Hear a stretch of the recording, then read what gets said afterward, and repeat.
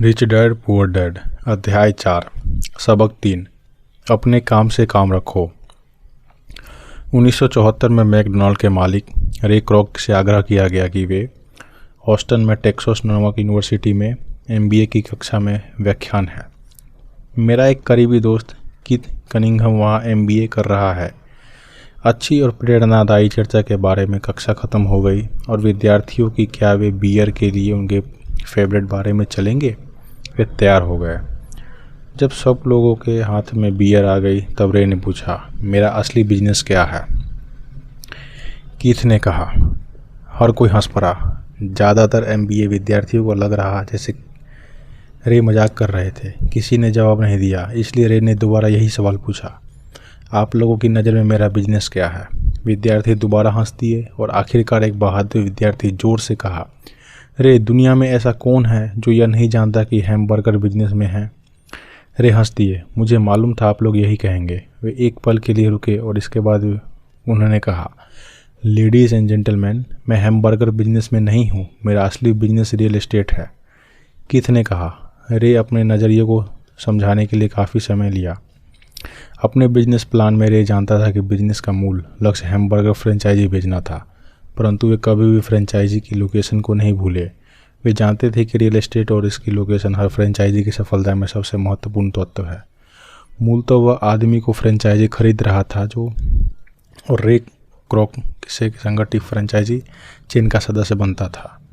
वह भी उस ज़मीन के लिए पैसे दे रहा था और उसे खरीद रहा था। आज मैकडोनाल्ड दुनिया में रियल एस्टेट का सबसे बड़ा अकेला मालिक है, जिसके पास कैथोलिक चर्च से भी ज़्यादा रियल एस्टेट है। आज मैकडोनाल्ड के पास अमेरिका और दुनिया के दूसरे देशों में सबसे कीमती चौराहे और नुक्कड़ हैं। कीथ ने कहा। यह उसकी ज़िंदगी का सबसे बड़ा सबक था। आज कीथ के पास कार धोने का बिजनेस है, परंतु उसका असली बिजनेस है कार धोने के गैरेज के नीचे का रियल एस्टेट। पिछले अध्याय के अंत में हमने यह बताया था कि ज़्यादातर लोग दूसरे के लिए काम करते रहते हैं, बस अपने लिए काम नहीं करते। वे पहले तो कंपनी के मालिकों के लिए काम करते हैं, फिर टैक्स के कारण सरकार के लिए और आखिरकार बैंक के लिए काम करते हैं, जो उन्हें मॉर्टगेज का मालिक होता है। जब हम छोटे थे तो हमारे आसपास मैकडोनाल्ड का कोई फ्रेंचाइजी आउटलेट नहीं था, परंतु मेरे अमीर डैडी ने माइक और मुझे वही सबक सिखा दिया था जो टेक्सास यूनिवर्सिटी में रे क्रॉक ने सिखाया था। यह अमीरों का रहस्य नंबर 3 है। रहस्य है अपने काम से काम रखो। लोगों की ज़िंदगी में पैसों की तंगी इसलिए आती है कि वे अपनी सारी ज़िंदगी दूसरों के लिए काम करते रहते हैं। कई लोगों के पास तो ज़िंदगी भर काम करने के बाद भी अपने लिए कुछ नहीं बच पाता। एक बार फिर एक चित्र 1000 शब्दों के बराबर है। यहाँ एक इनकम स्टेटमेंट और बैलेंस शीट का चित्र दिखाया गया है, जो रे क्रॉक की सलाह का सबसे अच्छा उदाहरण है। हमारी वर्तमान शिक्षा पद्धति आज के युवाओं के अकादमिक कुशलताएं विकसित कर उन्हें अच्छी नौकरियां दिलाने के लिए तैयार करती है। उनकी ज़िंदगी उनकी तनख्वाह के चारों तरफ घूमती है, या जैसे पहले बताया जा रहा है, उनकी आमदनी वाले कॉलम के चारों तरफ और ज़्यादा अकादमिक कुशलता और विकसित करने के बाद वे व्यावसायिक योग्यताओं को बढ़ाने के लिए और ऊंची शिक्षा हासिल करते हैं। वे इंजीनियर, वैज्ञानिक, रसोइये, पुलिस ऑफिसर, कलाकार, लेखक इत्यादि बनने के लिए पढ़ाई करते हैं। उनकी व्यावसायिक योग्यता उन्हें काम करने और पैसे कमाने का मौका देती है, परंतु ध्यान रहे वे पैसे के लिए काम करते हैं।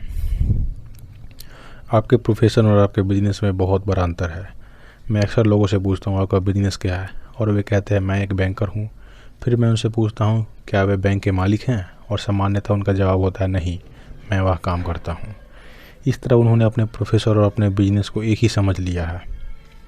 उनका प्रोफेशन एक बैंकर का हो सकता है, परंतु उनका प्रोफेशन एक बैंकर का होता है, परंतु उनका अपना बिजनेस कुछ भी नहीं।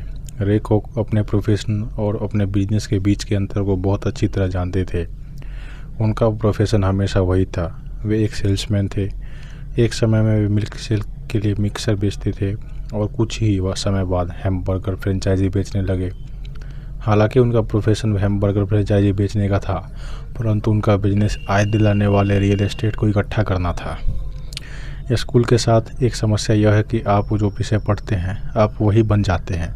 उदाहरण के लिए, अगर आप कुकिंग का अध्ययन करते हैं तो आप शेफ बन जाते हैं। अगर आप कानून का अध्ययन करते हैं तो आप वकील बन जाते हैं, और अगर आप ऑटो मैकेनिक का अध्ययन करते हैं तो आप मैकेनिक बन जाते हैं। जो पढ़ा जाए वही बन जाते हैं।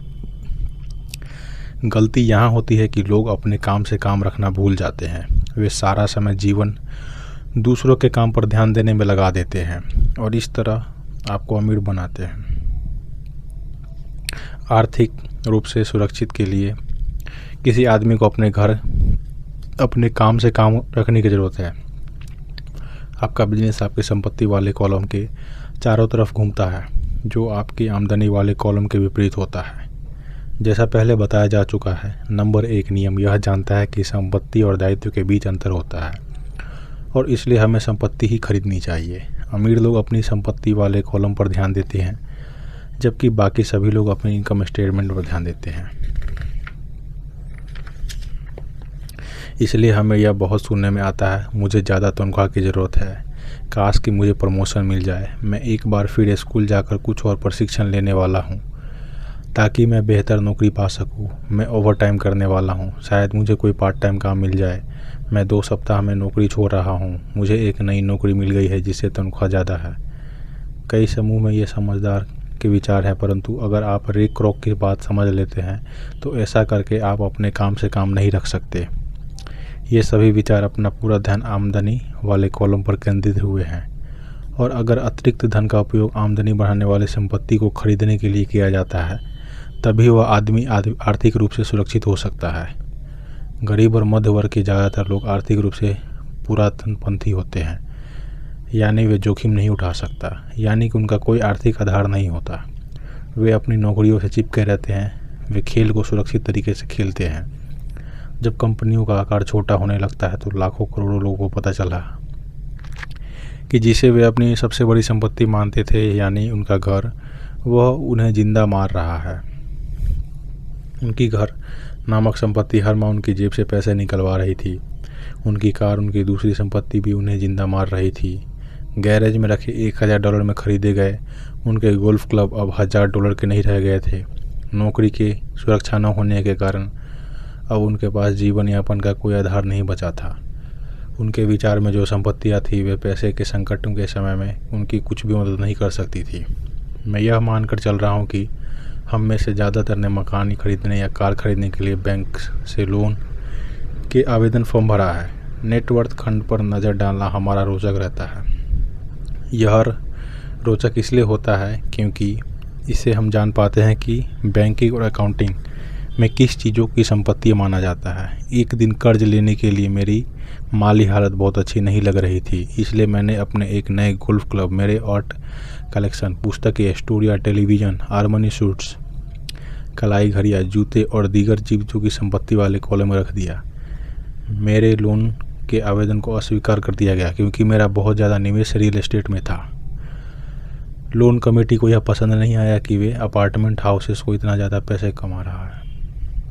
वे यह जानना चाहते थे मेरे पास एक सामान्य नौकरी क्यों नहीं है जिससे वेतन मिलता हो। उन्होंने मेरे अरमानी सूट, गोल्फ क्लब या आर्ट कलेक्शन के बारे में कोई सवाल नहीं किए।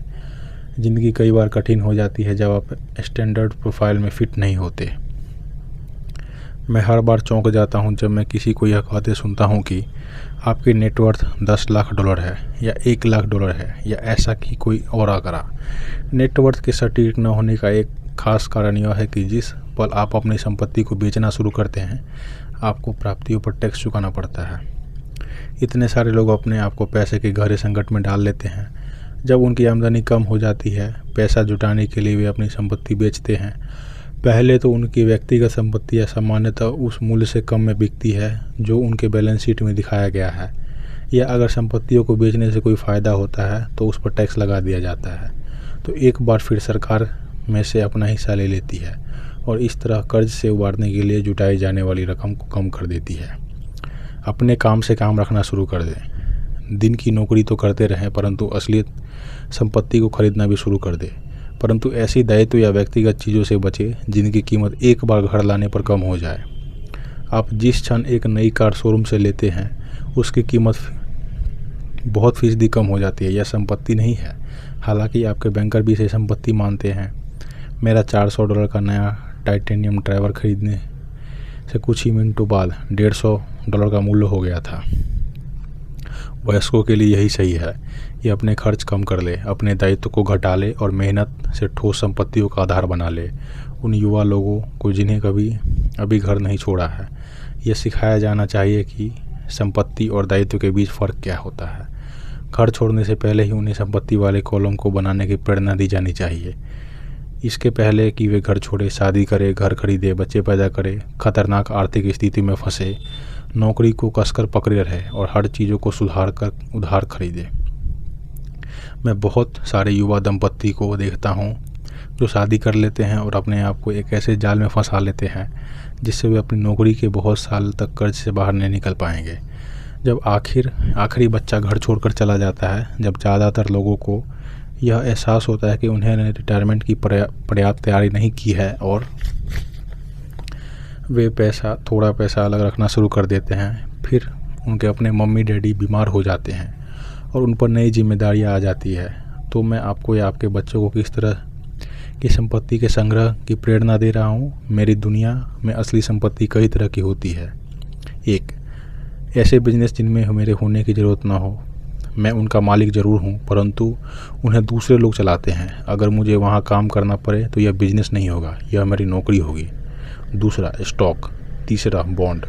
4, म्यूचुअल फंड। 5, आमदनी देने वाला रियल एस्टेट। 6, notes IOU। 7, बौद्धिक संपदा जैसे संगीत, पटकथा, पेंटिंग इत्यादि से मिलने वाली रॉयल्टी। 8, और ऐसी हर चीज़ जो कीमती है, जो आमदनी देती है और जिसका मूल्य बढ़ जाता है और जिसका बाजार तैयार है। जब मैं एक छोटा सा बच्चा था तो मेरे पढ़े लिखे डैडी ने मुझे एक सुरक्षित नौकरी ढूंढने की सलाह दी थी। दूसरी तरफ मेरे अमीर डैडी ने मुझे ऐसी संपत्ति को इकट्ठा करने की सलाह दी जिन्हें मैं पसंद करता था। अगर तुम इन्हें पसंद नहीं करते होगे तो तुम इनका ध्यान नहीं रख पाओगे। मैं रियल एस्टेट इसलिए इकट्ठा करता हूँ क्योंकि मुझे इमारतों और ज़मीन से प्यार है। मैं उनके लिए शॉपिंग करना भी पसंद करता हूँ। मैं सारा दिन उनको निहार सकता हूँ। जब समस्याएं आती हैं तो समस्या उतनी बुरी नहीं होती है, उनके कारण रियल एस्टेट के लिए मेरा प्यार कम हो जाए। ऐसे लोग जो रियल एस्टेट को नफरत करते हैं, उन्हें इसे नहीं खरीदना चाहिए।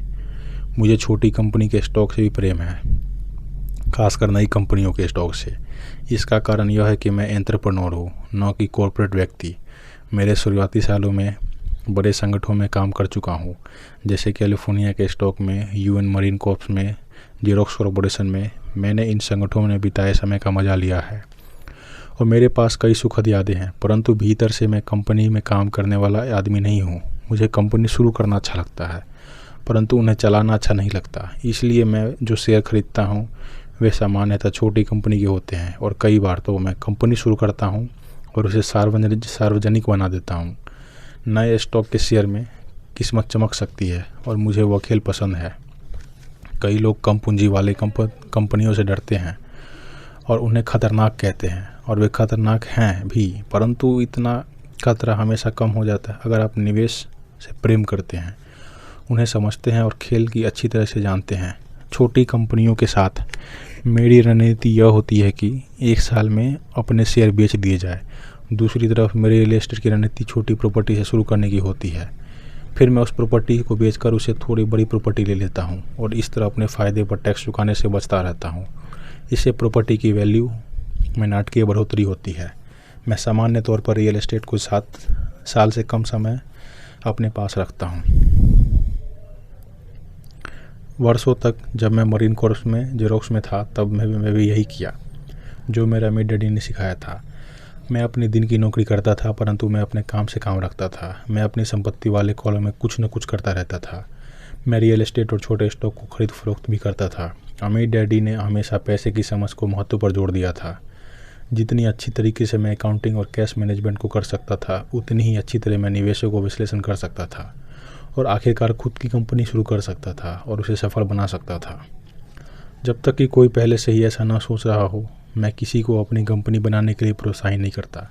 मैं जानता हूँ कि कंपनी चलाने में कितना झंझट होता है और मैं नहीं चाहता कि आप झंझट में फंसे।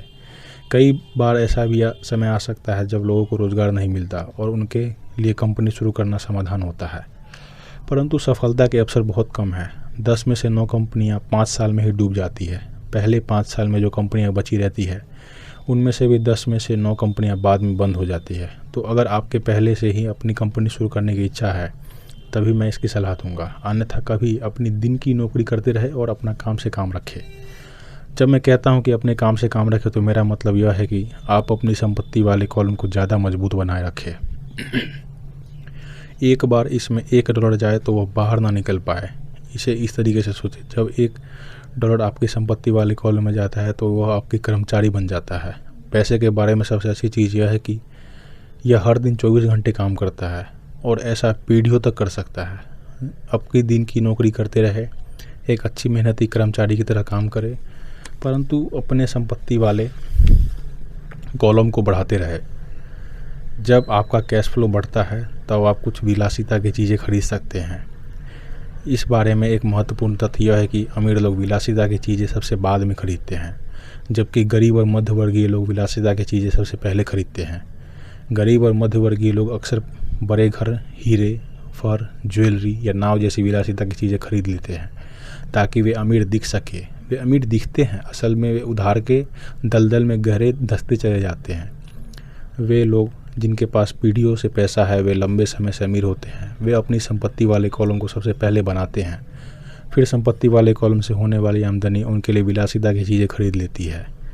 गरीब और मध्यवर्गीय लोग अपनी खून पसीने की कमाई और बच्चों की विरासत की कीमत पर विलासिता की चीज़ें खरीदते हैं। सच्ची विलासिता असली संपत्ति में निवेश करने से और इसे विकसित करने का प्रोत्साहन है। उदाहरण के तौर पर, जब मेरी पत्नी और मेरे पास हमारे अपार्टमेंट हाउस से अतिरिक्त पैसा आने लगा तो वह बाजार गई और अपने लिए मर्सिडीज़ खरीद लाई।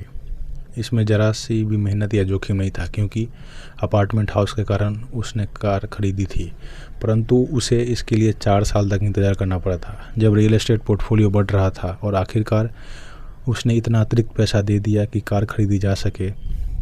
परंतु मर्सिडीज़ की यह विलासिता दरअसल एक सच्चा पुरस्कार, क्योंकि उसने यह साचा साबित कर दिया था कि वह अपने संपत्ति वाले कॉलम को सही तरीके से बढ़ाना जानती है।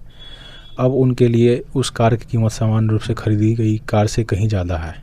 ज़्यादातर लोग अक्सर इच्छा जगाने पर बिना सोचे समझे जाते हैं और कर्ज पर कार या विलासिता की कोई चीज़ें खरीद लाते हैं। हो सकता है कि वे ज़िंदगी से उब चुके हों या उन्हें सिर्फ एक नए खिलौने की ज़रूरत हो। कर्ज पर विलासिता की चीज़ें खरीदने से देर सवेर वह आदमी उस चीज़ों से चिढ़ने लगेगा, क्योंकि उसके कारण जो कर्ज लिया गया है वह एक बार भार बन जाएगा। एक बार अपने बिजनेस को बनाने, उसमें निवेश करने का समय निकाल लेते हैं तो फिर आप उसमें जादू की छड़ी घुमा सकते हैं, जो अमीरों का सबसे बड़ा रहस्य है। यह रहस्य अमीरों को भीड़ से सबसे अलग आगे रखता है। अपने काम से काम रखने का इनाम, जो आपको उस राह पर चलने के लिए मिलता है जिसे अमीर लोग चलते हैं। अध्याय 5 में आप सीखेंगे टैक्स का इतिहास और कॉरपोरेशन की ताकत।